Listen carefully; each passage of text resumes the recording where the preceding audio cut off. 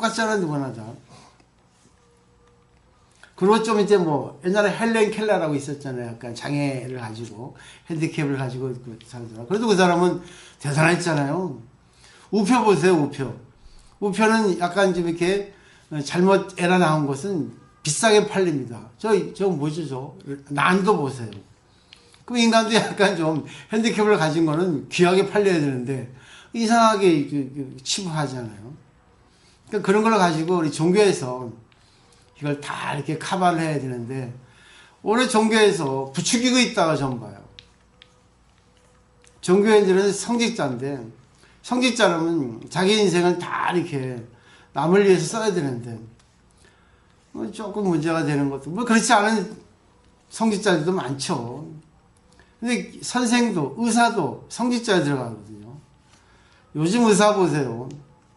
돈 벌려고 막 거꾸로 하잖아. 되지도 않는 거.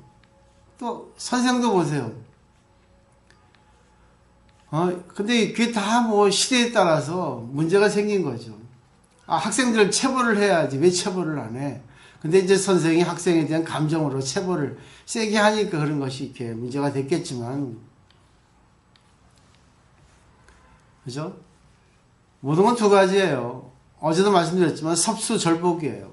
섭수는 그래, 이해해주고 받아들여주고 걔에게 맞게 해주는 거고, 절복은 아무래도 안 되니까 때려버리는 겁니다. 절복, 칼로 찔러버리는 거거든요. 상대의 길을 꺾어버리는 거거든요. 결국 뭐였어요? 매죠. 그리고 또 우리 말을 길들일 때도 당근 채찍 있잖아요. 밀당이 잘 돼야 됩니다. 밀당이 밀고 땡기고 하는 건 잘 돼야 되거든요. 아시잖아요. 우리 박재호 목사님은 노래 하시니까 노래하는 것도 이 하모니로 해야 되지. 내가 뭐 노래 잘하고 목소리 잘한다 해가지고 깨끗 찔러버리면 하모니 안 이루어지면 되겠어요? 안 되겠죠. 이 세상 모든 게 밀당이에요. 그리고 또 몸도 유연해 또.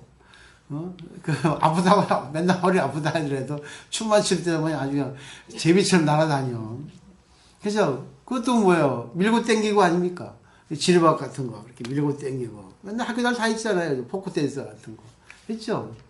모든 게 그런 원리예요. 수축이 이완. 모든 게 그렇게 음양으로 구성이 됐단 말입니다. 제가 이 말씀을 왜 이렇게 말씀드리냐면 오늘 내용들이 그런 내용이에요. 어제도 그랬지만, 그래서 한번 그 내용을 보시고 이것은 힘들 것이다, 큰 스님 것이다 생각하지 마시고, 이런 화법, 이런 논법에 우리가 어떻게 우리가 자기 나름대로 주석을 내려야 할 것인가 잘 보시면 좋을 것 같아요. 이 세상은 진짜 밀고 땡기고요. 천천히 빠르게. 고속도로 보세요. 고속도로가 왜 일직선은 안 됐겠습니까? 일직선을 만들면 돼요. 근데 왜 안 했겠어요? 그렇게 돈 많이 들이고. 일직선 만들면 사고 납니다. 그 때문에 일직선 만들 수가 없어요. 계속 하나로 가면 안 되거든요. 그러니까 우리가 어떤 변화가 없이 인생을 살면은 그 인생은 복이 없다고 봐야죠. 문제거리가 없고 경험이 큰 어떤 경험이 없으니까 자기에게 딱 들어오는, 자기에게 어떤 충격을 주는, 자기에게 감동을 주는 생활이 없으니까 인생이 재미없거든요. 진짜 복이라는 것은 어느 것인가 한번 보시면 좋겠어요. 왜 성인들이, 왜 사상가들이 힘들게 이렇게 세상을 살겠습니까? 물론 힘들게 안 사는 사람도 있어요. 복 많은 사람들은. 근데 가장 대표적인 그 케이스가 누구예요? 우리 실크로드. 전 진짜 실크로드 한번 가보고 싶어요. 기회가 된다면 신도들하고 같이 가서, 우리 무이스님 인사할 때 그 여행사 직원이 있죠. 사람이 참 좋아요. 조성환 씨. 실크로드를 한번 가보고 싶은데, 그 실크로드는 옛날에는 그 카라반, 무역상인의 길이었습니다. 그렇기 때문에 무역상인들은 얼마나 물건이 좋고 얼마나 돈이 많겠어요. 그러니까 해적이 아니죠.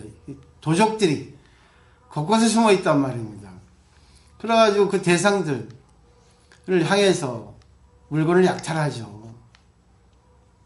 근데 그 험난한 길을 간 분이 있어요.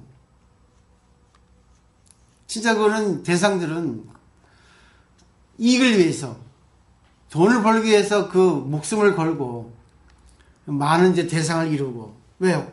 한두 명 가면 안 되니까. 수없이 많은 사람이 가야지만이 그 도둑들에게 약탈을 당하지 않으니까. 근데 그 길을 간 사람이 누구겠어요? 삼장법사입니다.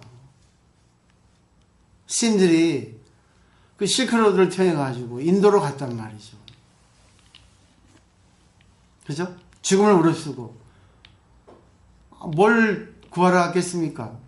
돈도 안 되는 거예요. 부처님의 가르침, 진리, 그 경전을 가지러 간 거예요. 그 사람 진짜 복이 없네. 못하러 그렇게 합니까? 근데 그 당나라 때 그때는 그 나라에서 밀출국, 밀입국이 허용이 되지 않았어요.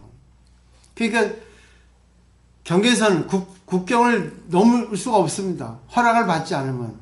근데 이 현장 스님은 허락을 이렇게 받으려고 이렇게 제출을 했는데 서류를.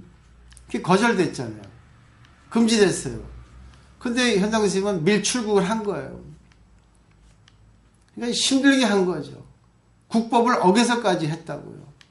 나중에는 이제 너무 성대하게 대우를 받고, 뭐, 나라의 스폰을 받아가지고, 두 왕의 스폰을 받아가지고, 그렇게 많은 그 경전을 번역을 한 거죠.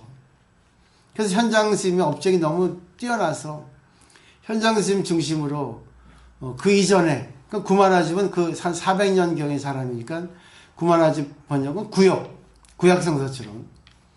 그리고 현장 스님 이후에 삼장법사가 번역한 것은 신역, 이렇게 되어 있어요. 하지만 저는 삼장법사보다는 구만아집을 더 좋아해요. 구만아집 번역이 너무 진짜 인간적인 그런 번역을 했어요. 나는 뭐 산스크리트 모르니까 잘 모르죠. 근데 이제 일본 학자들이 산스크리트 학자들이 번역해 준 거, 그렇게 또 힌트를 준 거 가지고 제가 이 부분은 좀 이상하다 한 부분에 대해서는 틀림없이 산스크리트 학자들이 거기다 이렇게 주석을 달아놨더라고요. 또 대주해놓고. 일본은 참 연구 나라라고 할 수 있죠. 우리나라도 요즘에 연구원들이 아주 활발하게 활약을 하지 않습니까? 그래서 제일 중요한 거는 저는 그래요. 자기가 경전을 보고 자기식으로 해석을 해야 되는데, 또 자기식으로 또 하면 또 아전인수격 되니까 자기 업이 또 커지죠. 그렇기 때문에 공부하는 도반, 공부하는 어떤 그런 그룹을 만드는 것이 저의 목표예요, 사실은. 정말 제대로 한 사람에서 공부를 한 분이 나타나면 그때부터는 일당백입니다. 그래서 저는 그 한 50명 정도 갖다 이렇게 매일같이 공부를 하고, 또 그분들이 이제 그런 이제 가르침을 이렇게 펴면, 보살행을 통해가지고 그 가르침을 전하면 한 사람이 한 사람을 교화하고, 또 그 한 사람이 또 한 사람을 교화하고, 피라미드 식으로. 다단계는 좀 안 좋게 얘기를 하지만 나는 종교도 다단계가 돼야 된다고 생각해요. 근데 진짜 정법으로 다단계죠. 내가 이 사람을 구제하니까 이 사람이 또 다른 사람, 자기 인연 대상을 구제하고. 그래서 법화경 거기 어디예요? 수의공동품인가? 50전전이라는 게 나오잖아. 결국 내가 한 사람을 구제했는데 이 사람 해가지고 50명째 그 사람이 기뻐하면, 수의 따라 기뻐하면, 그게 진짜 최고의 공덕이라는 거, 최고의 복이라는 거죠. 근데 사실이 있지 않습니까? 내가 구제되는 것도 어렵지만 내가 이 사람을 구제하는 건 더 어려워요. 왜? 이 사람을 구제하려면 밥 사줘야지, 비유 맞춰줘야지. 안 그래요? 이 사람이 막 긁어도 있잖아요. 참아야지. 자식 키워봐서 아시겠죠? 자식 키워봐야 어른이 된다잖아요. 그 스님들은 상처가 없으니까 영원히 애야. 어머니.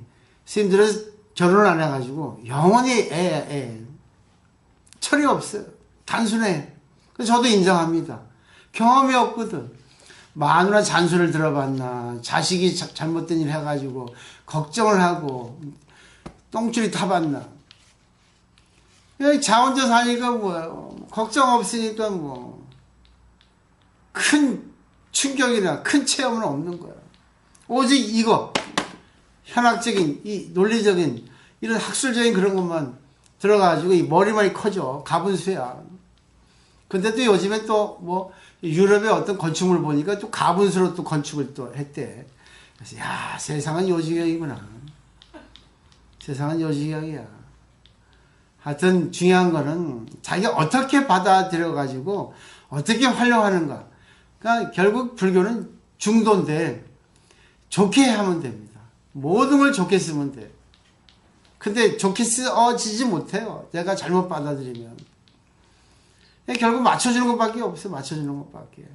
근데 맞춰주다 보면 그 사람은 그게 자기도 모르게 병들어요. 고칠 수 없어. 늘 예를 들지만 살아있는 물고기를